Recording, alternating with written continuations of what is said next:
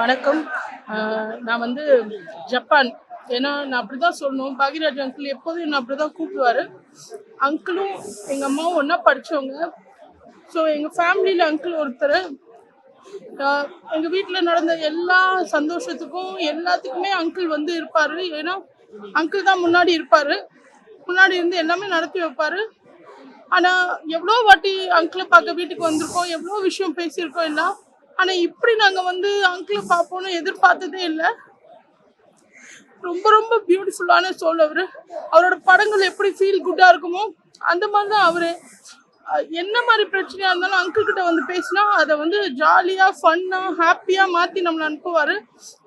அவ்வளோ நல்லவர். அண்ட் தமிழ் திரையுலகத்தில் மட்டும் இல்லை, இந்த உலகத்திலே ஸ்க்ரீன் பிளே சக்கரவர்த்தினா அது வந்து பாக்யராஜ் அங்கிள் தான். அவரோட எல்லா வருஷம் ஜனவரி 7ஆம் தேதிக்கும் நான் ஃபேமிலியோடு வந்து பார்ப்போம் அங்கிளை. ஏன்னா அங்கிளோட பர்த்டே அன்னைக்கு. அண்டு இந்த வருஷம் ஜனவரி 7ஆம் தேதி அங்கிளோட 50வது வருஷம் ஃபங்க்ஷன் நடத்தினாங்க. எல்லாருமே வந்திருந்தாங்க. ஆனால் அதுதான் அங்கிளோட கடைசி பர்த்டேவா ஆகும்னு யாருமே நினைக்கல, எதிர்பார்க்கல. அண்டு அங்கிளை வந்து எவ்வளோ பிடிக்கும் அப்படின்னா அப்பா அம்மா மாதிரி அவரை ரொம்ப பிடிக்கும். ஆனால் அங்கிள் இல்லாதது கண்டிப்பாக வந்து ஒரு பெரிய குறை. அவங்க ஃபேமிலிக்கு, ஆன்ட்டிக்கு, அப்புறம் சாந்திரவுக்கு, அம்லுக்கெல்லாம் எப்படி வந்து அவங்கள ஸ்ட்ராங்காக இருங்கன்னு சொல்கிறதுன்னே தெரியல. அப்படி இருந்தது. அவர் எல்லார் வீட்லேயும் ஒரு மெம்பர். அவ்வளோ நல்ல ஒரு ஆத்மா வந்து டக்குன்னு நம்மளெல்லாம் விட்டு போயிட்டாங்க அப்படின்னு நினைக்கும் போது ரொம்ப கஷ்டமாக இருக்குது. எல்லாரும் ஹெல்த்தை ரொம்ப நல்லா பார்த்துக்கணும், அதுதான். அண்ட் அங்கிள் நீங்கள் எங்கே இருந்தாலும் எங்கள் எல்லாரையும் ப்ளஸ் பண்ணுங்கள். Love you so much uncle. அங்கிளை வந்து லாஸ்ட் மந்த்து தான் அவரோட ஒரு ஆடு கால் பண்ணார். கண்டிப்பாக வானாரு. நான் போய் ஆட் பண்ணேன். இந்த மந்த் 15ஆம் தேதி தான் டப்பிங்கே பண்ணோம். அவ்வளோ நேரம் பேசியிருந்தோம் அங்கிளோட. அவர் இல்லைன்றது நம்பவே முடியல. இது இன்னும் கனவு தானா அப்படி இருக்கு.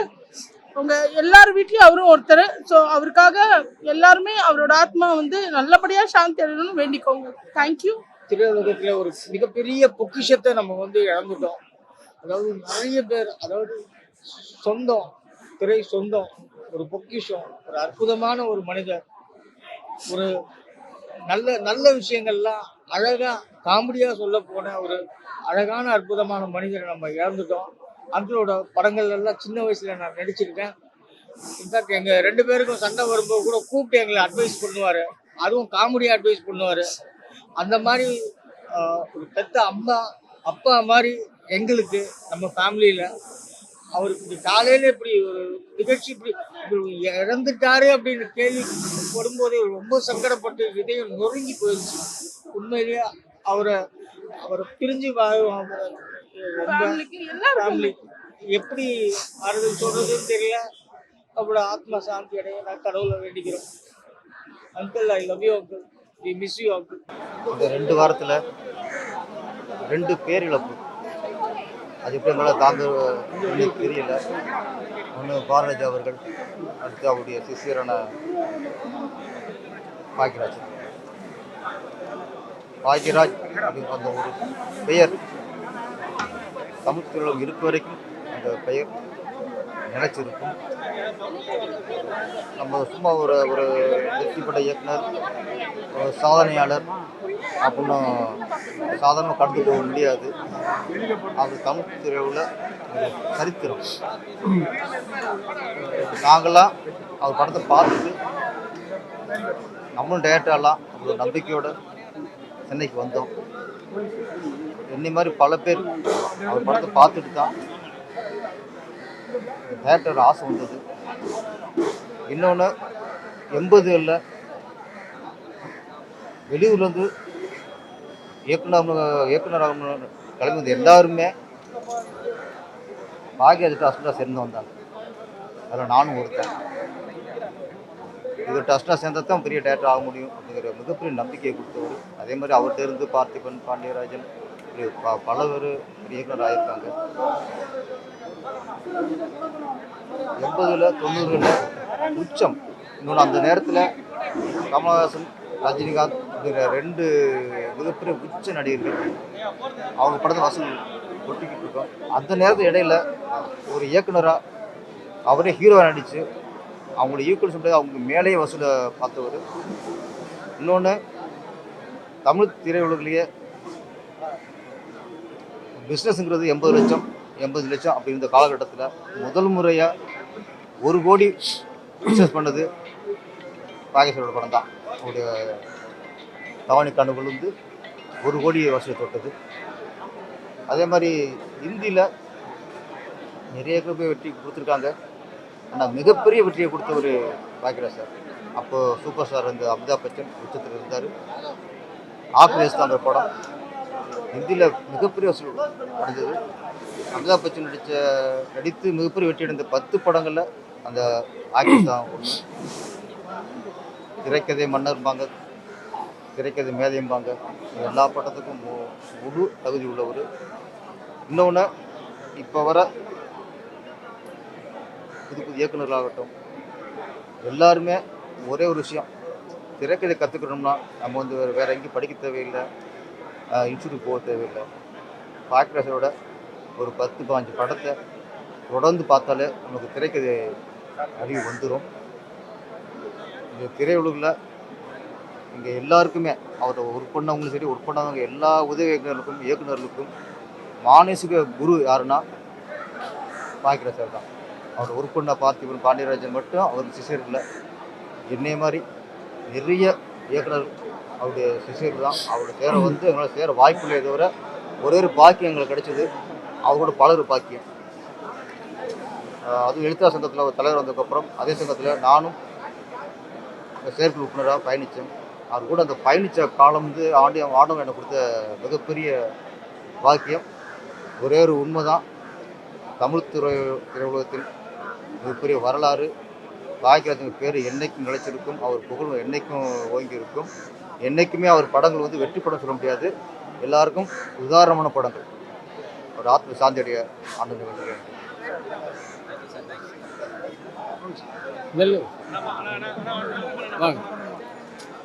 எங்கள் தென்னிந்திய திரைப்பட எழுத்தாளர்கள் சங்கத்தின் தலைவராக இருந்தார் பிரபாகர், இணை செயலாளர், நான் துணைத் தலைவர்.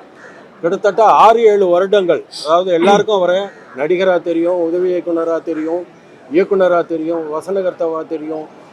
தென்னிந்திய மொழிகள் மட்டும் இல்லை, இந்தி வரைக்கும் அவர் இயக்கினார் அப்படின்றதெல்லாம் தெரியும். அதை மீறி இந்த திரைப்படத்துறை சார்ந்த தொழிலாளர்களுக்காக, ஏழை எழுத்தாளர்களுக்காக அவர் வந்து பாடுபட்டார் அப்படின்றது பல பேருக்கு தெரியாது.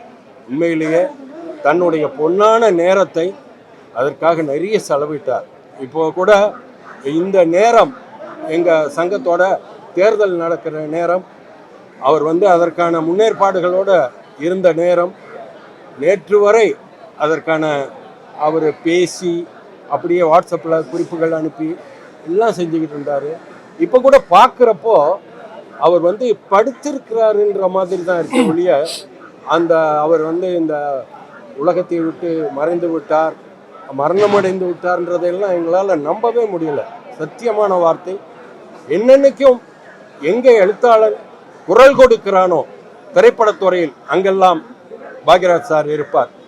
அதே மாதிரி எல்லாரும் வந்து நடிக்க வர்றப்போ அழகாக இருக்கணும், கலராக இருக்கணும், ரொம்ப ஹேண்ட்ஸமாக ஸ்டைலாக இருக்கணும் அப்படின்ற அந்த கிராமரை இலக்கணத்தை உடைச்சி தன்னோட உருவத்துக்கு தகுந்த மாதிரி கதை பண்ணி வெற்றியடைய செய்தவர் பாக்யராஜ் அவர்கள். அதே மாதிரி எல்லாரும் சென்டிமெண்ட்டாக நெகட்டிவான டைட்டில் வைக்கக்கூடாதும்பாங்க, அதையும் வச்சு அதெல்லாம் இல்லை, வெற்றிகரமான சினிமாவுக்கு அந்த மாதிரி சென்டிமெண்டெல்லாம் கிடையாது அப்படின்ற மாதிரி உருகை ஓசை, தூரல் நின்று போச்சு, இந்த மாதிரிலாம் நெகட்டிவான டைட்டிலை வச்சு வெற்றி பெற்றவர். இன்னைக்கும் எழுத்துலகத்தின் பிதா மகன் அப்படின்னா எங்களுக்கெல்லாம் வழிகாட்டி தென்னிந்திய திரைப்பட எழுத்தாளர்கள் சங்கத்தை கட்டி காத்தவர். அவருடைய புகழ் நிச்சயமாக இன்னும் பல ஆண்டுகள் இந்த திரையுலகத்தை அப்படியே ஆட்சி செய்யும். இந்த அரசு அவருக்கு அடையாளமாக ஏதாவது உண்மையிலேயே செய்தால் அது எழுத்தாளர்களுக்கும் தென்னிந்திய திரைப்பட தொழிலாளர்களுக்கும் செய்கிற அடையாளமாக இருக்கும் என்று நாங்கள் வேண்டுகிறோம். அதுபோலவே அவருடைய ஒர்க்கை, அவருடைய வேலைகளை, அவருடைய திரைக்கதையை, அவருடைய வசனத்தை நல்ல ஆவண காட்சிப்படுத்த வேண்டும். அதற்கான ஏற்பாடுகளை நாமெல்லாம் சேர்ந்து செய்வோம். ஊடகங்களும் நம்முடைய தொழிலாளர்களும் திரைப்படத்துறை சார்ந்த நட்சத்திரங்களும் அவருக்காக ஆழ்ந்த இரங்கலை தெரிவித்துக் கொள்கிறோம். 45 வருட நட்புல இந்த குடும்பம் எங்களுக்கு பாக்கியராஜ் இன்னைக்கு இல்லைன்னு நினைக்கும் போது ரொம்ப ரொம்ப வருத்தமாக இருக்குது. சமாளிக்கவே முடியல, உள்ள இதை ஜீரணிச்சிக்கவே முடியல. இதை விதின்னு ஒரு வார்த்தையில் சொல்லிடலாம். ஆனால் நான் சொல்கிறேன், இப்போல்லாம் விதிக்கு கூட விதிமுறை இல்லாமல் போய்விட்டது. நான் இந்த விதியை வேண்டிக் கொள்கிறேன், கொஞ்ச நாள் விடுமுறை கொடுங்க. எங்கள் இண்டஸ்ட்ரியில் இருக்கிற ரத்தனங்களை மாணிக்கங்களை ஒன்று ஒன்றா கூட்டிகிட்டு போயிட்டு இருக்காங்க. உண்மையிலே தாங்க முடியாத ஒரு சம்பவம். திரு பாக்யராஜ் அவர்கள் ஒரு டைரக்டர் மறைந்தார், எழுத்தாளர் மறைந்தார், நடிகர் மறைந்தார் என்று சொல்லவே முடியாது. நான் சொல்கிறேன், உலகம் எங்கும் இருக்கும் தமிழர்கள் வீட்டில் அவரவர்கள் வீட்டிலே யாரோ தன் உறவுக்காரர் இறந்தார் என்கிற ஃபீலிங் தான் வரும். பாக்யராஜின் மனைவி செய்தி கேட்டார், அப்படி தான் அவர் மனசில் இடம் பிடிச்சிருக்கார். ஒருத்தர் வீட்டில் இவங்க அண்ணா போயிட்டார், என் தம்பி போயிட்டார், எங்கள் மாமா போயிட்டார், என் மச்சான் போயிட்டார், எங்கள் தாத்தா போயிட்டார். அந்த மாதிரி ஒவ்வொருத்தர் வீட்டுக்கு உண்மையிலேயே எங்கள் வீட்டு பிள்ளையாக இருந்தவர் திரு பாக்யராஜ். அந்த இடத்த பிடித்த தனி பெருமை திரு பாக்யராஜ் அவர்கள் தான் இருக்குது. அது எப்படி அவர் தொட்ட உச்சத்துக்கும் அவர் பழகிற விதத்துக்கும் சம்மந்தமே இல்லை. ரொம்ப சாதாரணமாக பழகுவார். Wonderful person. பூர்ணிமா அவர்களுக்கெல்லாம் எப்படி சமாதானம் சொல்கிறதுலே தெரியல. எனக்கும் என் மனைவிக்கு கிட்டத்தட்ட 45 வருஷம் ஃப்ரெண்ட்ஷிப்பு. வெல், காலம் ஒன்றுதான் அதற்கு பதில் சொல்ல வேண்டும். நம் குடும்பத்தில் ஒருவர் இன்று மறைந்து விட்டார், இவ்வளவுதான் சொல்ல முடியும்.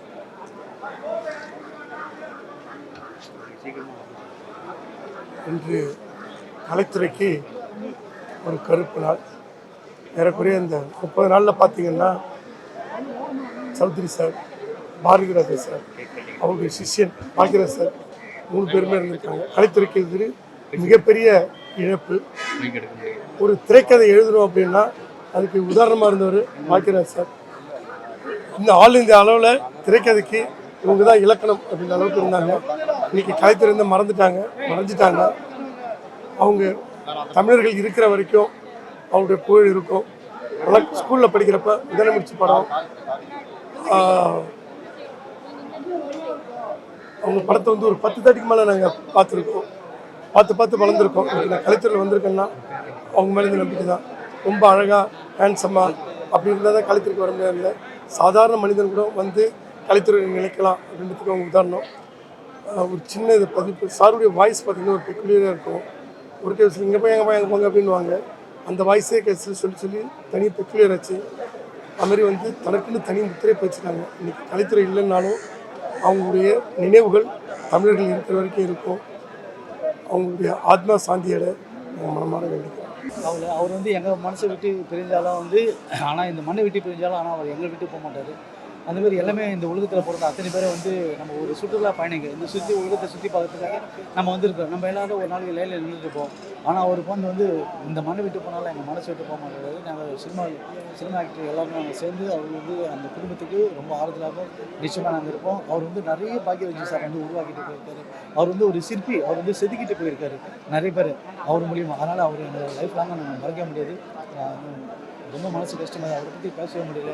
நல்ல கடவுளுக்கே எங்களுக்கு ரொம்ப கஷ்டமாக இருக்குது. ஏன் அப்படின்னு சொன்னால் எல்லாரும் எங்களை விட்டு போயிட்டே இருக்காங்க. நம்ம இந்த உலகத்தை சுற்றி பார்க்குற சுற்றுலா பயணிங்க, நம்ம வந்தோம், நம்ம வேலை அமைச்சதாக போயினே இருக்கோம் அப்படின்னு சொல்லிட்டு பிறந்தோம் இறந்தோம் வளர்ந்தோம் அந்த மாதிரி இருக்காமல் அவர் பிறந்த நேரத்தில் சாதிச்சுட்டு போயிருக்காரு. அவர் பேர் ஒரு ஆக்டிவிட்டி யாருமே கிடையாது. அவர் படம் ஒவ்வொரு படமாக இருக்கிறது எல்லாமே பாடமாக இருக்கும். நாங்கள் எல்லோரும் சேர்ந்து அந்த குடும்பத்துக்கு ஆதரவு செய்வோம். Thank you so much. நான் வந்து காமெடி நடிகர் சிவராமன் தூரல் நீர் போச்சு படத்தில் பாக்யராஜ் கூட பண்ணியிருப்பாங்க. சைக்கிள் ஆயில் மூஞ்சில் பூசிட்டு பாக்யராஜ் வருவாங்க. அவரோட பையன் நான். எங்கள் அப்பாவுக்கு அந்த படம் தான் பெரிய பிரேக்கப். எங்கள் அப்பா வந்து தூரல் பூச்சி படம் தான் பிரேக். அதுக்கப்புறம் வந்து கடைசி எங்கள் அப்பா நடித்த படமும் பாக்யராஜ் சார் படம் தான். பவுனு தான் அந்த படம் தான் நடித்தாங்க. என்னை உருவாக்குனதும் வந்து பாக்யராஜ் சார் தான்.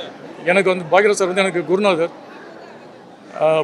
தூர்தர்ஷன் சீரியலில் வந்து எனக்கு வந்து பாக்யராஜ் சார் பண்ண உருவாக்குனாருங்க. எங்கள் அப்பா எல்லாருக்கும் இது மாதிரி அமையாது. அப்பாவுக்கும் குருநாதரும் எனக்கும் ஒரு குருநாதர் மாதிரி எல்லாருக்கும் அமையாது. அப்படிப்பட்ட குருநாதர் ஒவ்வொரு பிறந்த நாளையும் அதுக்கும் என்னை சினிமாவில் வந்திருந்தேன். ஒவ்வொரு பிறந்த நாள் அன்றைக்கி வந்து என்னோடய குருநாதர்கிட்ட வந்து ஆசீர்வாதம் வாங்குவேன். அது இனிமேல் வாங்க முடியுமான்னு தெரில. ரொம்ப கஷ்டமாக இருக்குது. எங்கள் அப்பா நான் சின்ன வயசுலேயே இழந்துட்டேன். எங்கள் அப்பா சாகும்போது 43 வயசு. இப்போ என்னுடைய சினிமாவில் எனக்கு அப்பா மாதிரி இருக்கிற பாக்யராஜ் சாரையும் எழுந்துட்டேன். ரொம்ப கஷ்டமாக இருக்குது. சினிமாவுக்கு பெரிய இழப்புன்றது ஒரு பக்கம், என்ன மாதிரி கலைஞர்கள்லாம் வந்து இப்போ ஒரு அனாதை மாதிரி இருக்கிறோம். திரைப்பட இயக்குனரும் நடிகருமான அன்பு சகோதரர் பாக்யராஜ் அவர்களுடைய மரணத்திற்கு புதிய தமிழகம் கட்சியினுடைய ஆழ்ந்த இரங்கலை தெரிவித்துக் கொள்ள விரும்புகிறேன். மிக சாதாரணமாக ஒரு துணை இயக்குனராக தன்னுடைய வாழ்க்கையை துவங்கி மிகப்பெரிய இயக்குனராகவும் அதே போல தமிழ் திரையுலக அடையாளம் காணக்கூடிய வகையில் நடிகருமாக விளங்கிய பாக்யராஜ் அவருடைய காலமரணம்.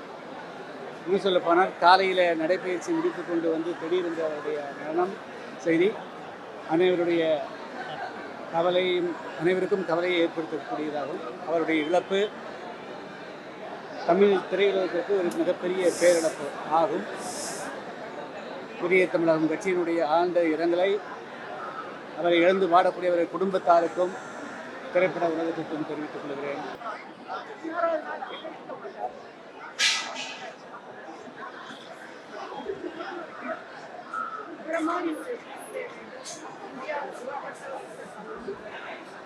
இன்னைக்கு வர இளம் டைரக்டர் பாக்யராஜோட படங்களை பார்த்தாலே எப்படி ஸ்க்ரீன் பிளே பண்ணணும், எப்படி அதை ப்ரெசென்ட் பண்ணணும், ஒரு விஷயத்தை நகைச்சுவையாகவும் அதே நேரத்தில் சீரியஸாகவும் ஆற்றல் படங்களை பார்த்து என்ன அறிமுகப்படுத்தி நான் நடிச்ச படங்கள் அதுக்கப்புறம் நான் எவ்வளோ படம் நடிச்சிருக்கேன்.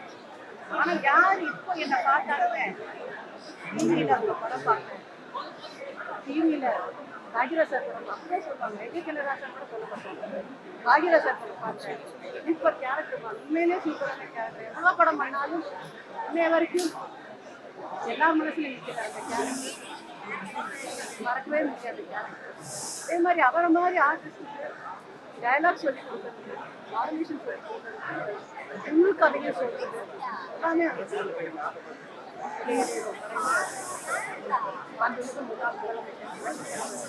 எம்ஜிஆரோட மனதில் நீங்கா இடம்பெற்றது. எம்ஜிஆர் அவர்கள் முதலமைச்சராக இருக்கும்போது நுங்கம்பாக்கம் பக்கம் வந்தாலே என் குருநாதர் வீடு கண்டிப்பாக இந்த கலை வாரிசு பாக்யராஜ், புரட்சி தலைவி அம்மா மீதும் பாக்யராஜ். உண்மையில என் குருவோட இடத்துக்கு எனக்கு ஒரு பேர். அவர் இன்னும் நிறைய கதைகள் எழுதணும், அவர் இன்னும் நிறைய நடிக்கணும், ஆண்டவன் அவரை விருப்பப்பட்டு இல்லைனாலும் அவருடைய படங்கள் மூலமா பாக்யராஜ்